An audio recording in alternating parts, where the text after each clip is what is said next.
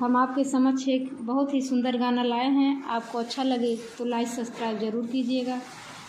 छोड़ ले माई बाप बीरनवा, छोड़ ले माई बाप बीरनवा, सजनवा तोहरे करनवा ना।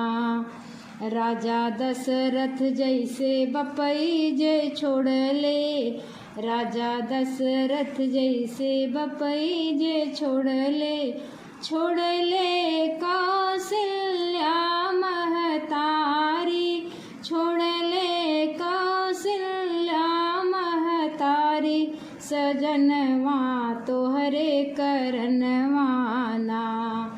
छोड़ ले माई बाप बीरनवा, सजनवा तोहरे करनवा ना। राम लखन जैसे भैया जे छोड़ ले, राम लखन जैसे भैया जे छोड़ ले, छोड़ ले सीता यस भौजाई, छोड़ ले सीता यस भौजाई, सजनवा तोहरे करनवा ना। छोड़ ले माई बाप बीरनवा, सजनवा तोहरे करनवा ना।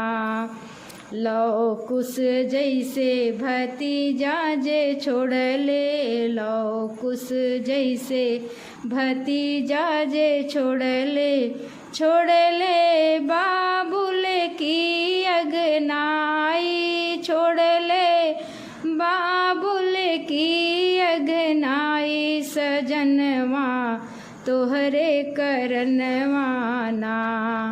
छोड़ ले माई बाप बीरनवा, छोड़ ले माई बाप बीरनवा, सजनवा तोहरे करनवा ना।